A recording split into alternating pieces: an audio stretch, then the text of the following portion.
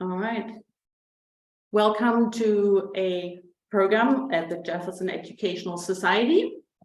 We are here on Facebook today with Dr. Kibler, Dr. Robert Kibler. And this afternoon, please join us to a program about the June 4th incident, looking back at the Tiananmen Square uprising in China. My name is Angela Beaumont. I'm the Director of Programming at the Jefferson. Folks, as we begin today's event, I'd like to remind everyone tuning in that we're taking your questions via the comment section on Facebook. If you have a question, please share it there, as well as we'll work our way through as many questions from you as we can. I'd like to thank our speaker, Professor Robert Kibler, for presenting his research findings today. Robert Kibler is a chairperson of the Division of World Languages and Cultural Studies and a professor of English and Humanities at Minot State University in North Dakota. His research focuses on the intersection of Latin, Chinese, and modernist literatures, especially in respect to internationalism, travel, adventure, and ancient rituals and ceremonies. He has written and presented on ancient Chinese philosophy, African tribal life, British imperial ventures in Africa and Asia, internecine war and violence in the Balkans, and on nationalism in all of its forms. Dr. Kibler's primary scholarly interest, however, follows the trajectory of his dissertation, which explores the debt owed by Ezra Pound's The Cantus Poems to Naxai culture, a secluded tribe near the Chinese-Tibetan border. Dr. Kibler, it is great to see you. Thank you for taking the time today to tell us about the Chinese world of 1989. In today's program, Dr. Kibler will introduce listeners to the world of China then and discuss the culture as he experienced it as a young professor teaching in Beijing in the immediate aftermath of the revolution in 1989. It seems a time long ago and far away, but with a contemporary message about the Chinese world of today. With this, I'd like to hand over to you to begin the presentation. Yeah, thank you, Angela. Can you hear me? I can hear you well. Okay, and you've got control of the PowerPoint, so I'll just say next, next, next. But I think we're looking at the sort of map of China, per se. We are. 1 second, I'm trying to be, here we go. I don't see the big screen right now.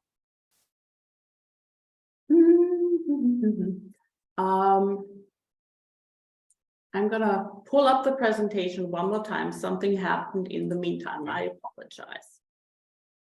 Okay, we should be seeing it much better now. Okay. Here we go. Perfect. You let me know the when. Okay. Are you ready? Can you see? Ready. Yeah. Okay. Okay, next slide to the map. Mm-hmm. And just to sort of orient people to China overall, you see in the sort of northeast corner, you've got Beijing, the capital of Beijing today, of China today. From there, if you're going down the coast, just to Beijing to Shanghai, probably the most prosperous of the Chinese cities, and certainly the most busy. Further down the coast yet to Guangdong province, you see, and that's right across from Hong Kong. This is perhaps the most jaded, progressive, or aware of the Chinese provinces, particularly because it's across from Hong Kong. And Hong Kong has all of the Western affectations of culture, and you can get them picked up on satellite in Guangdong and Guangzhou. So they're very much aware of the Western world in Guangzhou. Swing it all the way over to the west to Yunnan province and its capital Kunming. Now, generally, the majority of people in China are the Han Chinese people. They occupy almost all of the territory from the east going into the west. But once you get to Yunnan, the western part of Sichuan, Shanghai, Tibet, Xinjiang, all of that, those are the minority people, what in ancient China were called the Qiangic people, the barbarians. And as time has passed, they have been pushed from the flatlands of China by the Han Chinese further and further west and up into the mountains. So the Tibeto-Burman people up in Tibet are minorities different than the majority Han Chinese. Now, if you just swing all the way to the east again, you see Shanxi in the center and Xi'an. Before Beijing became the capital, Shanxi and Xi'an, that really was the center for all imperial domains in China. It's really the center of Han Chinese activity. That's where the terracotta warriors are, etc. And now back up to Beijing, where our story is. And were you to go further up north yet, you'd see Inner Mongolia, the Chinese Mongolia, separate from Ulaanbaatar, the Russian Mongolia. And Jilin and Heilongjiang province, these are really Korean affiliated provinces because they're close enough to Korea that during the wars, the borders were porous. Okay, so that's China overall. And we're talking about a time longer, well, 1989, when I was a young teacher in China. Next slide. And just some background on Tiananmen Square, which I think is kind of losing to the horizon line of history. But it all began with Hu Yaobang's death.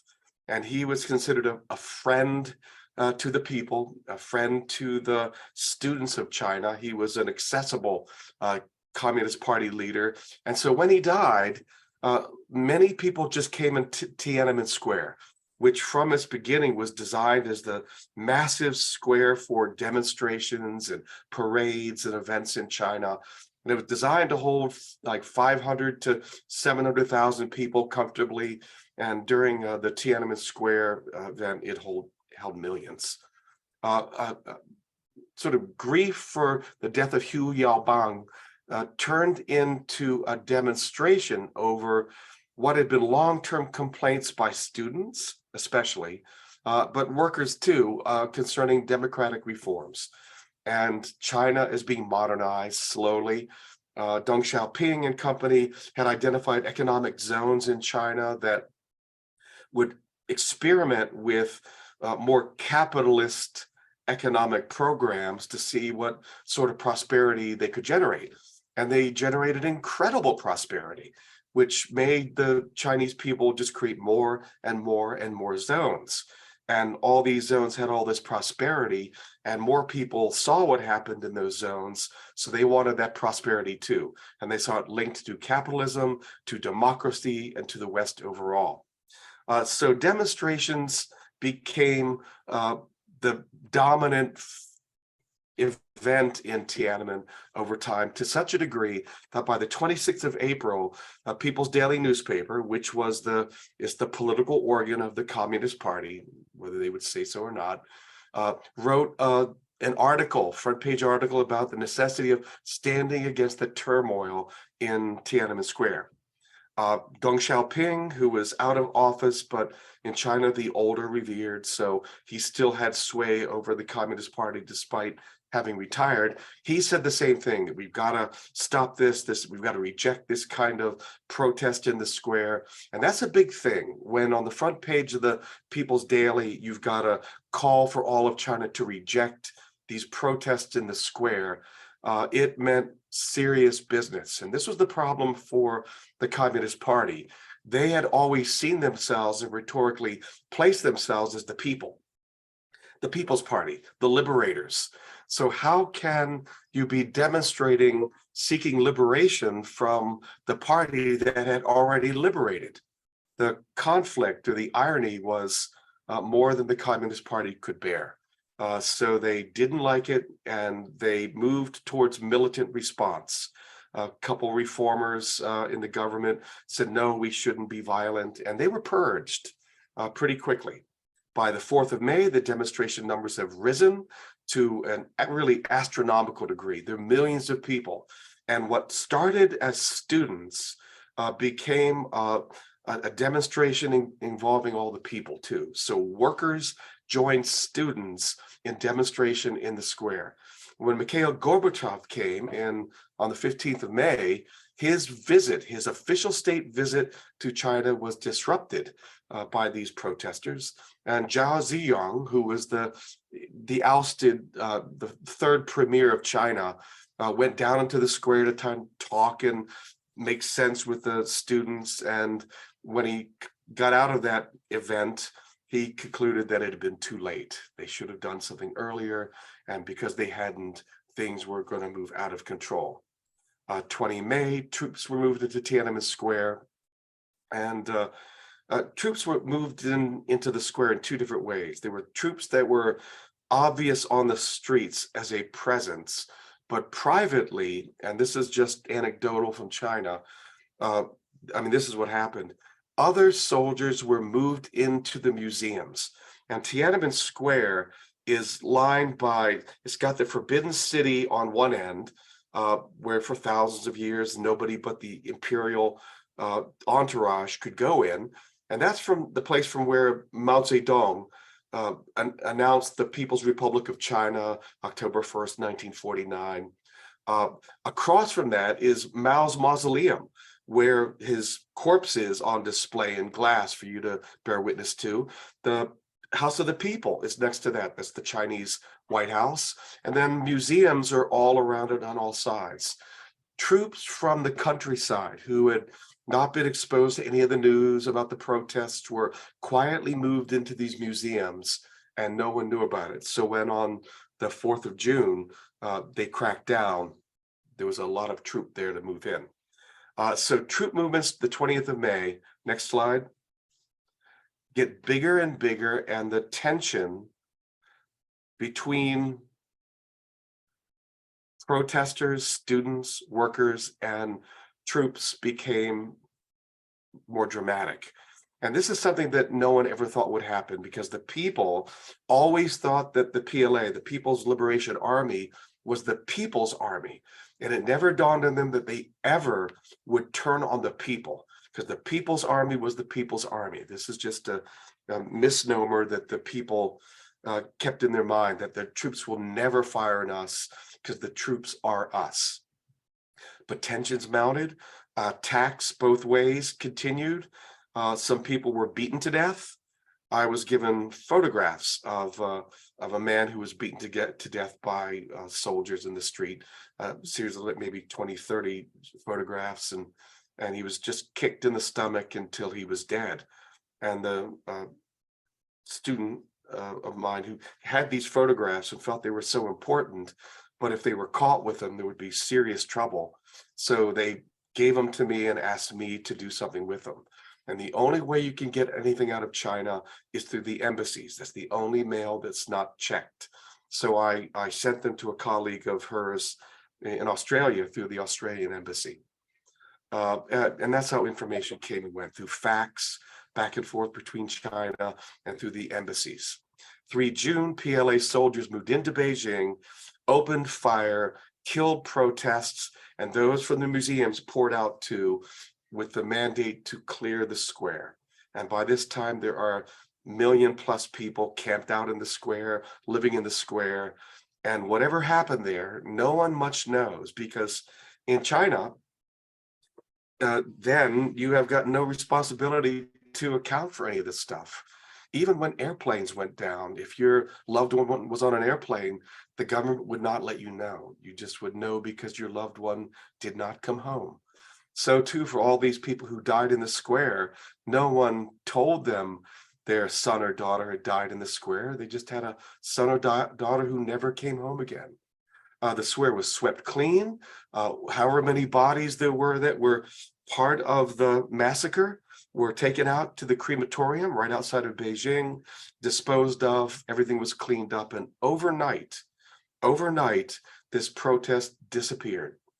The party immediately moved to, and they assumed that the entire generation of students who had been part of this protest were kind of written off as tainted in a way. And this is a very common Chinese idea.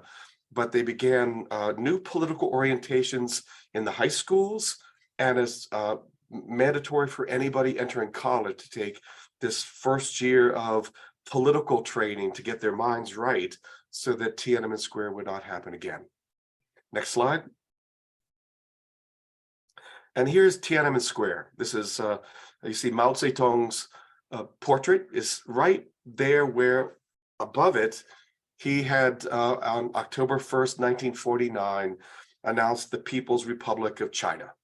And when he did so, everything is traditional in China, he said, now let 100 flowers bloom and 100 fields of thought contend.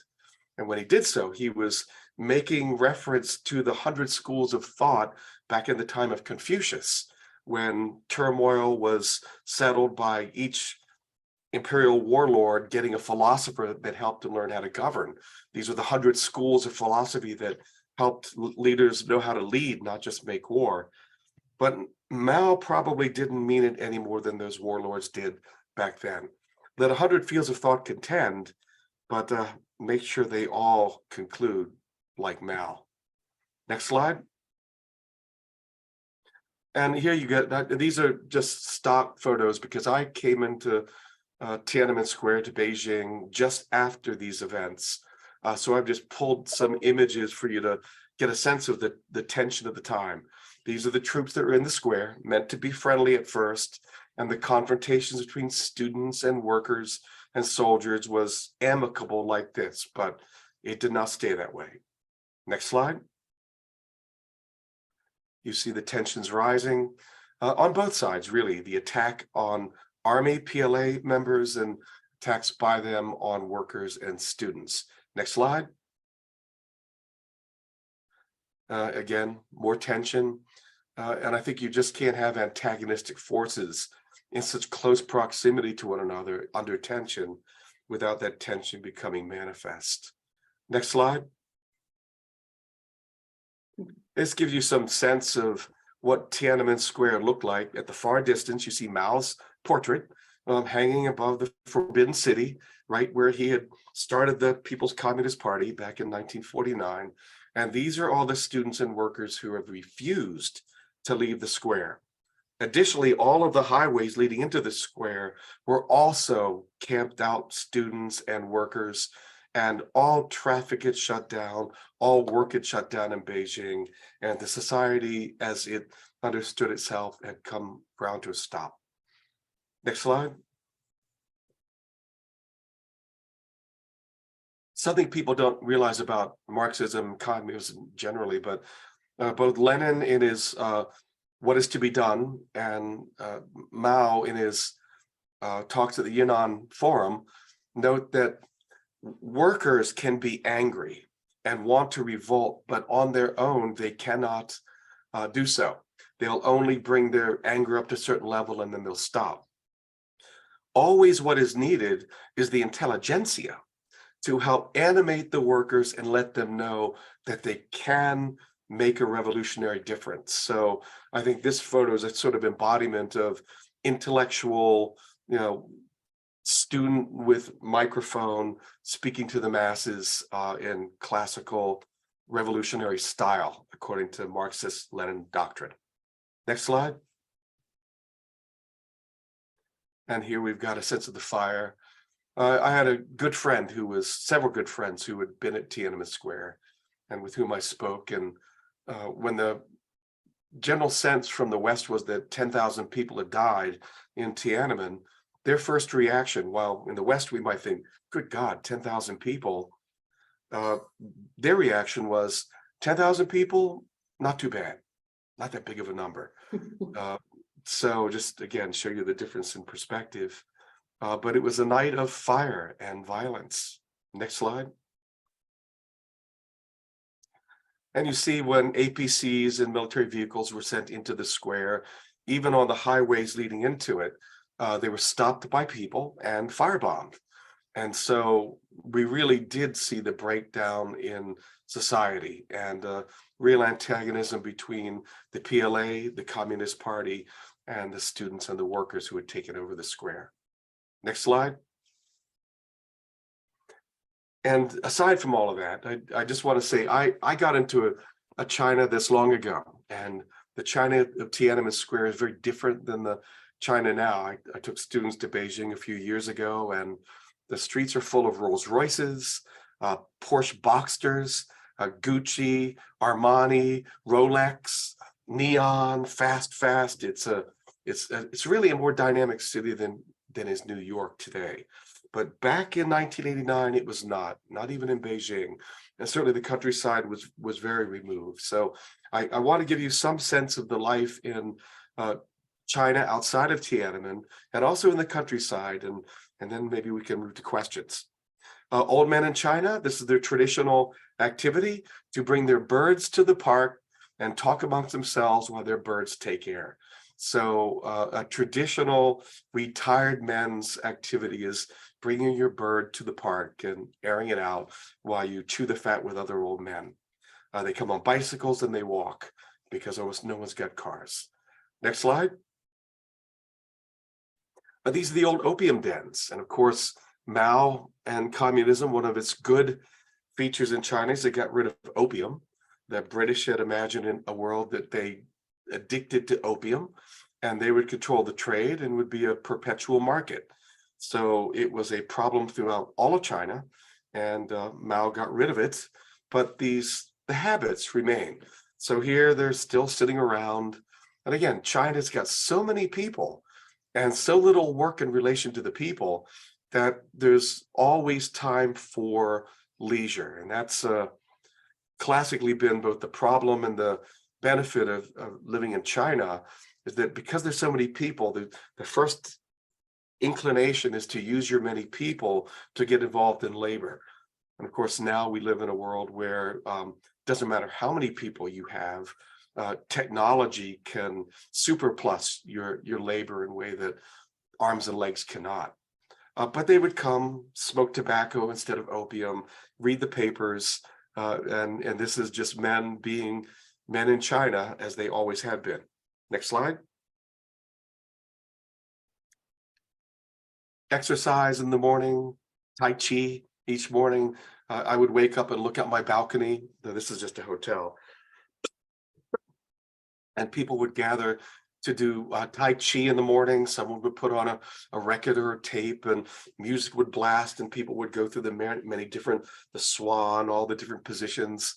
And it was just a very beautiful way to wake up in the morning to all of these small groups doing Tai Chi throughout the city. Next. And Chinese life everywhere in the cities is lived on the street, not in the houses. The life in houses is always private, and people keep it private, but your life is on the street. And so is the food and the drink and the songs. People sing to each other in the street. And the things you can buy to eat are monkeys, birds, snakes, noodles of all sorts. And this is a typical scene in Beijing where you can get some kind of meat on a stick. Next. And we know that Marco Polo in the 12th century brought noodles from China to Italy. So the world in spaghetti has benefited, but it's really a thing to see noodles made in China. They start with the dough, they stretch it once, they slap it, put it together, stretch it again. And in seconds, they've got all these little strands of noodles that become the spaghetti. They chop on each end, throw it in the wok, and in a second, you've got some noodle dish. Next slide. And Mao Zedong, as part of the Great Awakening of China, envisioned all of these roads because you need roads for commerce to flourish. But there were really no cars in China in 1989 except government cars and military vehicles. Everyone used bicycles, and the whole culture of China was bicycle based. If you went on a date in China, the young man rode the bicycle and the woman very politely sat on the little stoop behind it, and you could see the date right there in the street. The Chinese were always obsessed with asking questions about Western dating habits, and I used to speak to a variety of groups. One was a military group about life in America, life in the West. They always wanted to know about dating habits because in China at the time, you always married the person who you first went on a date with. So the first date meant marriage. And it didn't just happen overnight. You didn't say, hey, you want to go to the movies with me? You asked the friend of the person you were interested in and ask, if I were to ask her to go to the movies, would she? And this sort of indirect negotiation through friends is what ultimately led to a yes to the movie date. And that yes was tantamount to a marriage. So they're flabbergasted when I would tell them that, no, men and women often have many boyfriends or girlfriends. They're like, whoa. Anyway, next slide. Life on a Chinese street. Again, all the work you need done, you need a tire pumped up, you need a shoe mended. In the back center there, you've got a bunch of little cages, and when all the grasshoppers come out, or cicadas that have a song to them, they put one in one of the little bamboo boxes, and Chinese people will buy them and walk around them and listen to the beautiful song of the grasshopper for a month, month and a half, as long as it lasts. And I think it's worth noting this because it suggests the really vast cultural difference between us and Chinese culture, that it would be something to listen to grasshoppers singing in a cage, or you would see people with pet birds on leashes walking them down streets, all of which is just not at all linked to what you would find in the West. I think we've got some shoe repair people here in the corner. Melons and stuff are sold. Next slide. And always the people from the countryside. If there was traffic in the day, military vehicles, buses, etc. At night, all the people from the countryside, often with mules pulling wagons, men and women with vast loads of goods on their back that seem 4 or 5 times their weight, make their way into the city silently to set up for the markets. And here's a man coming in with some vegetable to sell in the market. Next. And markets.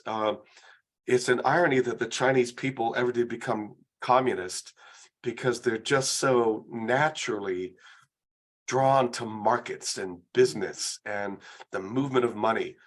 But communism shuts it down. And here's an example. I think this is a great scene. If you went to a store in China and wanted to buy something, you might wait in a line for 30 minutes to then point to the thing you're interested in, a shirt. You could examine it. If you wanted, they would write you a ticket out, and then you would go stand in another line and pay, get another ticket written out to you, go back to the original line, wait another 30 minutes there, show them your receipt, and then they would give you what you paid for, and then you'd show both receipts and goods to the doorman as you left the store. Extremely clunky way of doing business, and I think you have to see that as a communist imposition on people who naturally have a monetary thrift. Next slide.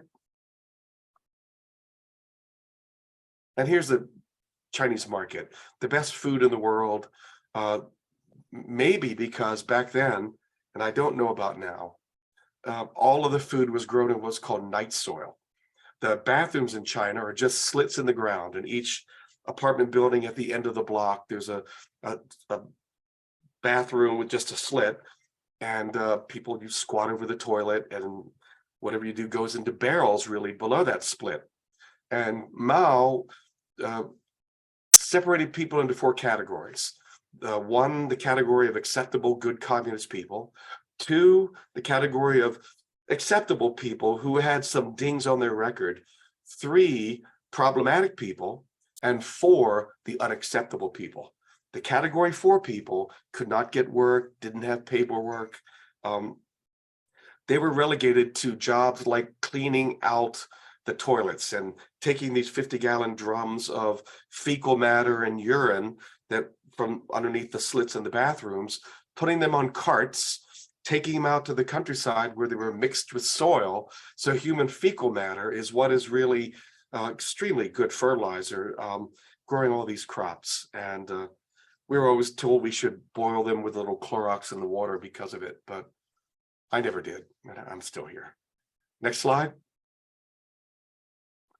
In the wintertime, just for those of you who are squeamish, yes, indeed, these are dogs. Because the Chinese government controls heat in the country, and they only turn the heat on at a certain date in the winter. And south of the Yangtze, they never turn any heat on. There's a belief in not just China, but Asia overall, that dog meat, which is a heavy, oily meat, will start your internal combustion engine. So when winter comes, dogs become available in the market. And I've got 2 poodles, and I regularly remind them that if they don't behave, they should know that I have eaten dog before. It's not too bad. Next slide. Oh, here we go. These are your typical squat toilets in China. They now have 50-gallon drums off to the side, and men urinate into those drums, and they collect the uric acid of urination separate for different kind of fertilizing operations. But you squat over this, and again, there are metal tins below, big barrels below that the category 4 people would take away and mix and make nice soil. They're typically very filthy. And one of the things that I recognized when I came back from China, living in China, was how clean the air was here. And I actually missed the smell of urine and fecal matter in the air. It seemed like fuller air. And our air is just a little too sanitized. So, you know, what you get used to. Next slide. I got an invitation to go to the Great Hall of the People. And one of the advantages of being a foreign expert, and that was my designation in China, and I worked for the Chinese Academy of Sciences, which was the graduate school of Beijing University, the Harvard of China. But as foreign experts, you get all kinds of opportunities. I had a radio show called English on Sundays, an audience of 10 million people, and I would talk about anything. They'd pick me up in a car and drive me to the studio, and I would have no idea what I'd talk about. I think, how about Christmas in America? And I could talk for 20 minutes about that. And we went to embassy parties. We were asked to play roles in movies. You know, we could be princes, Russian princes. And it was very interesting to watch TV in China, where Chinese troops were mowing down American GIs. And you don't think about that, but when you see it, it seems really odd. But here with 2 of my fellow foreign experts, Katie and Peggy, we're at the Great Hall of the People, the White House, and we're invited by Premier Li Peng for a dinner. And just one of the great events. And I was lucky, at the last second, I threw a sport coat in my bags to go to China. Otherwise, I wouldn't even been able to dress for this event. I barely could. Didn't have a tie. Next slide.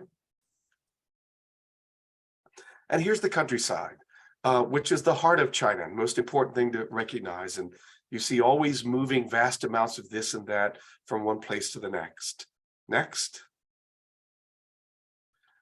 And again, there are a lot of roads and no cars, but people would use these roads to help separate the fruit from the chaff in their grain. They lay the grain in the road, and as cars went over them, it would separate out the part that they would mill from the part that they would throw away or they'd use for something else. Next. Something that I had not seen until China, but hunting or fishing with cormorants is quite common, and they're trained. They have a silver ring around their neck, and given commands by their fishermen, they all jump in the water and they go under and they hunt for fish, swim and catch them underwater, and then jump up on the deck of the boat again. And the fisherman takes the fish, saves it, and then gives as a reward a small bit of fish to the cormorant that he can swallow, given the ring around his neck. Different ways. Next. I mentioned that the further west you go, the further we leave Han Chinese territory, and the more we move into the territory of the 52 minorities in China, the Qiangic people, all told. These are the Jinhua people, and I'm one of some of the first people to be here for their rice drum ceremony. And the elders are sitting to the left, and everyone's singing, and the elders, somebody's chosen to take some water and some rice and then dance up to the drum. And while the drum is beat on the other side, the water and the rice is poured on it, and the percussion from the drum sprays it out into this open area here. And it's a fertility ceremony and a hope for good harvest. Next.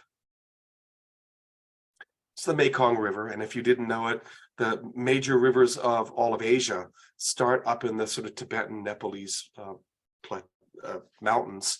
The Salween, the Irrawaddy, the Mekong, the Yangtze, all start, they pick up steam and go different directions. This is the Mekong as it runs through China near the Laotian border, and you see the sampans. And when you're down in this world, all traffic takes place on the river, all movement. So people wait like they would wait for a bus for a sampan to come by, pick them up and drop them off from one place or the other. It's a dangerous place. It's patrolled by police. It's dangerous because there are also river pirates that are shanghaiing different sampans and taking their stuff. The irony is, it's rumored that the pirates are actually the police once they get off duty. And so the police know really where the goods traffic is and what to look for. So they just take off their uniforms and put on their pirate uniforms and go back out into the river. Next. Southwestern China is Buddhist China. As opposed to up in Tibet, you've got a different form of Buddhism called Lamism. And so with Buddhist China, you get these stupas, these kind of temples in the back. And I spent the day with these guys. The two monks to the right are local monks. The monk next to me in brown is a traveling monk. He hasn't been to his home temple in many years. And when I met him here near the Laotian border, he was walking to Beijing. He thought that would take him maybe 4-5 years, didn't matter. And he was an expert in repairing stupas. So he stopped here to help these people repair this stupa, then he would move on. The young novitiates on the right, everyone in Southwest China goes to Buddhist school, learn to read, write, and Buddhism at the same time.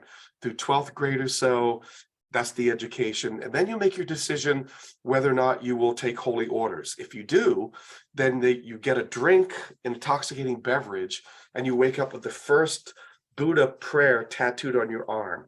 And as you continue in your training, you get more tattoos so that all of your chest and arms from your wrist up and from the waist up are tattooed prayers of the Buddha. And these guys have got about half their bodies tattooed. Buddhist monks can not work for a living. They can only take what people give them. If they give them cigarettes and whiskey, then they can drink whiskey and smoke cigarettes. And that's what we did at a temple all night. So this is me with 3 monks, all of us well met. Next slide. When a boy goes to school, there's a ceremony in the village, and it has to do with this hat. Then the family takes him to the temple where he will be a resident until age 12 or grade 12 or wherever it ends. And he dons the clothing of the monk and goes to the disciplines that are associated with Buddhism, as well as learning math, reading and writing, etc. Next. And these are the monks. You see the young boy in yellow, bright yellow, that's an initiate costume. The others are younger. And the further you move into a darker maroon sort of robe. And these are just basic kids. And they were very disciplined and ordered when I saw them. But they broke into a kind of a monkey dance when they saw me to be silly. But lo, when their teachers came out and saw them having broken from discipline, they punished them, made them sit on logs and meditate on their fate and say some prayers to the Buddha. I don't know. Next. Now, I went to many villages during my time in China, and here's one. It was with a Chinese friend, and I was curious about this millstone. And this was the millstone for the village, handmade. You just walk it round and round, and you would mill whatever grain you wanted to turn into a flour for food on it. And I asked this woman through my friend how old this stone was. And she said, oh, it's, who knows, forever. And I said, okay, well, how old are you? And how long have you lived in the village? And she said, oh, I've lived in the village forever. And I said, well, how about your parents? She says, oh, in the village forever. I said, and so the stone has been there as long as you and your family have been there? And she turned to my friend and said, Lao Wai, stupid foreigner. They don't understand basic things.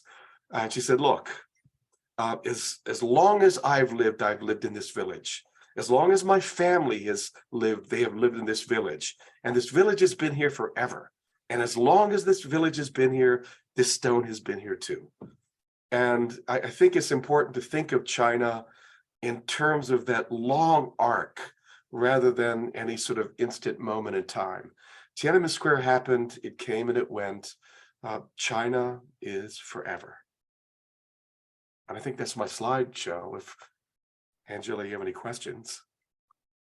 Thank you. Thank you so much. While we wait for some questions from the audience to come through Facebook, let's just have a little conversation here. I keep up the last slide for a moment. So I really enjoyed this presentation. I hope everybody else who watches this program enjoyed your tremendous slides that showed there are a testimony to times, fascinating times and events, transformational events that happened in China when you were a young teacher. I just love how this farmer here you talked to insisted on how everything in her life and her ancestors have been always the same. So how different is that from our life, our hectic lives and changing environments here in the West?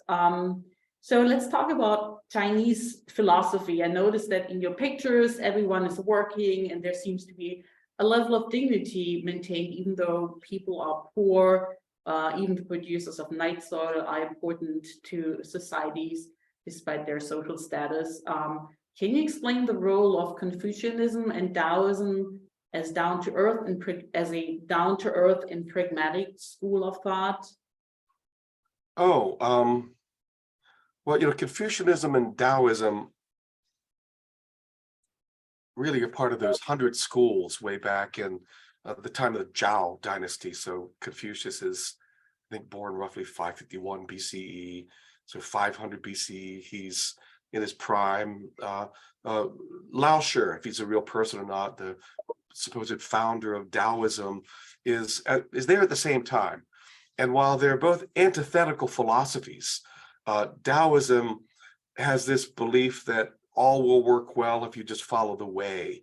And for them, that's just a kind of a process, that everything's in process all the time. And so you want to live well, go with the flow, go with the way.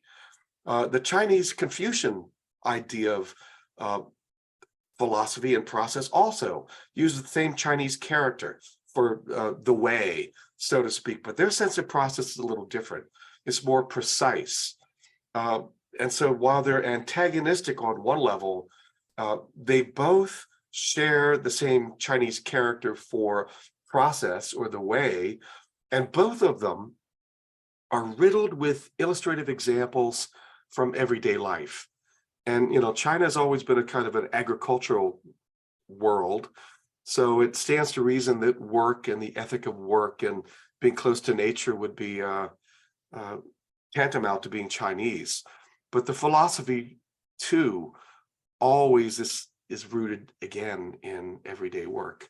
Taoism floats, it's this abstract idea of the way, and yet the examples used to describe and understand the way are taken from blacksmiths and cobblers and farmers of wheat, etc. So both philosophies ground themselves in illustrative examples in the Analects for Confucius, from the works of Lao Shi and Chuangzi and Taoism, in examples of what people know and can touch and what they do.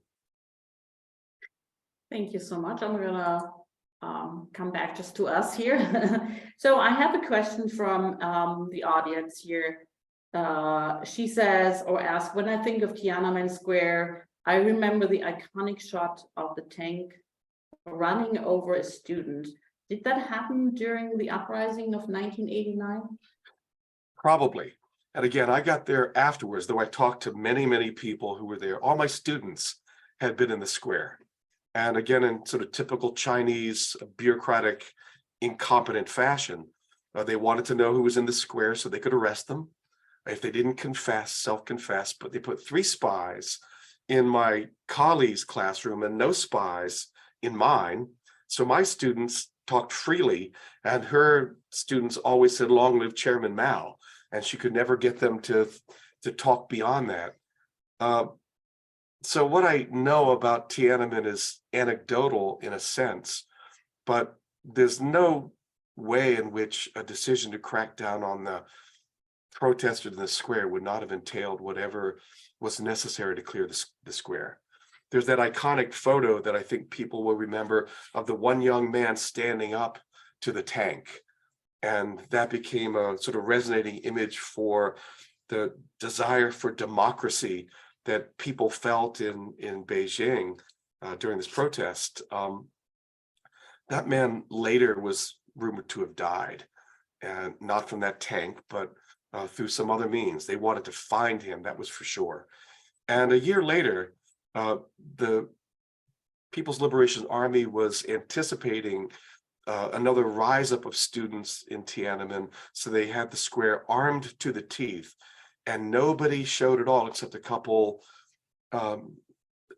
mentally ill people who went into the square to protest, and they were arrested and taken away. And I find it ironic that the West always wanted to see freedom as something that was innate to the Chinese people in the protests, that is in our hearts, looking to be unlocked at all times. So they read the arrest of those mentally ill few people who went into the square as a sign that freedom still lives undercover in China. But nothing really could have been further from the truth. When the square was cleared, the Chinese knew it was over. Democracy, freedom, all of that had just been a pipe dream, and now we're back to China reality. So yes, I'm sure they were run over with tanks. Right, and I mean, the news were not, they were censored, and they were not like today with cameras everywhere, and social media was not a thing back then. So maybe it was easier to hide information. It was. I would say that, you know, people have pointed out in China that arguably Tiananmen Square would not have happened had there not been so much Western press there. And the idea of the Western press and the cameras getting the news of the protest out to the world animated Chinese protesters, thinking that the world is watching, the world is behind us in this. And maybe what they did not realize about the West is that the West is fascinated by one thing today, but then another thing tomorrow. And we moved on in a way that the Chinese didn't quite understand in their limited perspective of the media and our sensation-driven culture. Right, right. I'd like to quickly touch on communism, for sure. When you talk about China, we kind of like have to touch on communism, right? So we saw the gigantic Mao picture on Tiananmen Square, and in our pre-event conversations here, you mentioned that, well, we all know Mao's role is a big role, and he was early on, he was a liberator in the early days. But tell me why Mao became communist to start with. What happened with him? Well, Mao was a school teacher and probably always had a megalomaniacal personality. But in China, from really the 2nd century BCE up until really the advent of the 20th century, you had the Confucian examinations. And if you wanted to be anybody in China, you had to pass those examinations. If you passed, and they were based on 9 books, the 5 classics and the 4 Confucian classics, the Analects, the Doctrine of the Mean, the Great Digest, and the works of Mencius. Those are the Confucian classics, and all Chinese people memorized them. They also memorized the Spring and Autumn Annals, the Book of Poems, the Book of History, and the Book of Rites, and the I Ching. These were to study in China. You memorized these books as your basic job, and then you also memorized all of what were called the wings, the works that went to the left and the right of them. And so you would sit for these examinations that would make or break you in life. You scored well, you got a high position. You could be a general, consort to the emperor, be made a governor. Further down, you got different ranks within the government. And even at the bottom, if you scored it all, you could pay some money and get a little position in the province. Mao failed those examinations. And we know that he took those exams at least twice and failed them. And he would not, and was not the first person in China who, having failed the exams and unable to secure some position that they found worthy, turned to revolution. And I'm not going to say that's the only reason. There's all kinds of horrible disparities in the hierarchy of China. Landlords were horrible to people. They often, they could kill their workers, their slaves, as they wished. It's not uncommon to have a landlord impregnate a 15-year-old slave to get her milk in her breast so he could farm her out as a milkmaid, and then he would just kill the child, throw away the child. Some slaves were only fed what they could lick off the pots and pans of the meals that were cooked for the family. Yeah, so poverty. This is the kind of world that was in China, with the great number of the haves and the multitude of have-nots who are treated with tremendous depravity. So the conditions were right for workers of the world unite and get a more equitable front. And Mao led it as a political arm. He was part of the young people who, with Sun Yat-sen in 1911, threw off the Qing dynasty and established the Republic of China.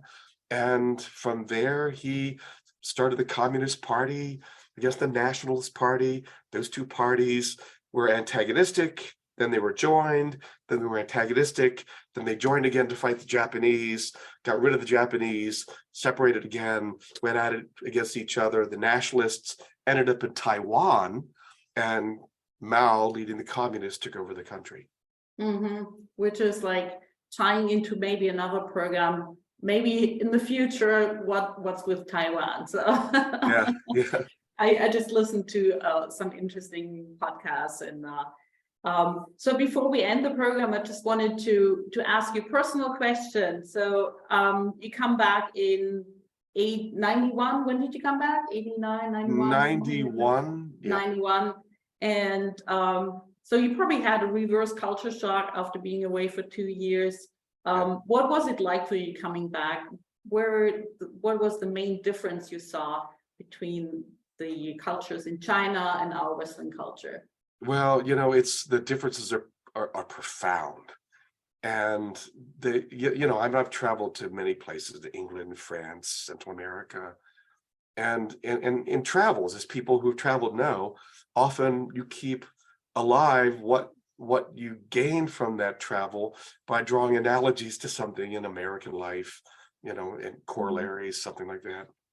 Oh, this is just like a cream puff I had in Yorkshire, something.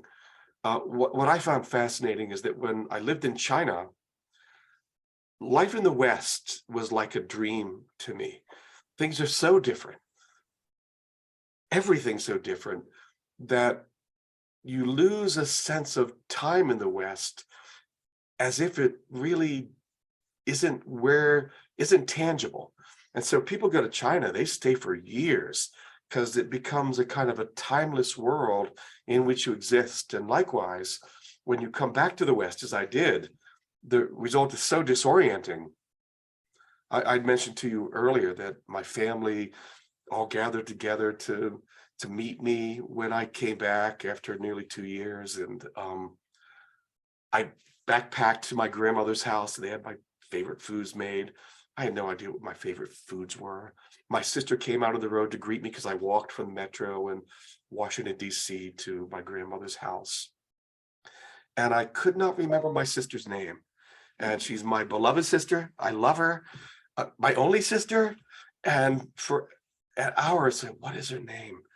And these favorite foods I supposedly had, I didn't even really know what they were, because it was just too profoundly different from the world I'd left behind. And so China to me today is kind of like a dream, because you don't have many corollaries to everyday life here in China in a way that you do when you travel elsewhere. And when you're in China, the difference is so profound that you forget the world here. Very, very transformative experience. And I know that still a lot of young students or graduates go to China to teach English. So it is still an experience that is widely sought after. Dr. Kibler, we've reached the end of our conversation today. I thank you so much for sharing your research and your great pictures with us today. I thoroughly enjoyed our conversation, and maybe there's a follow-up with, Chinese philosophy, Chinese communism. We'll see. I would like to do that. Count me in. Yeah, if we didn't get around to every question, or if you, the audience, have any further questions, Dr. Kibler is happy to reply to your email sent to robert.kibler@ndus.edu. Correct. Yeah. And of course, to all of you watching along, thank you for tuning in. These programs and discussions and the exchange of information and ideas would not be possible without you. Folks, for more information about the Jefferson, including how to register for additional in-person events, please visit our website, jsu.org. Be sure to like us on Facebook and follow us on Twitter and Instagram, and subscribe to our YouTube channel where this video production will continue to be available. For the Jefferson Education Society, I'm Angela Bowman. Thank you, Dr. Kibler, for being here today. Thanks for listening and learning with us.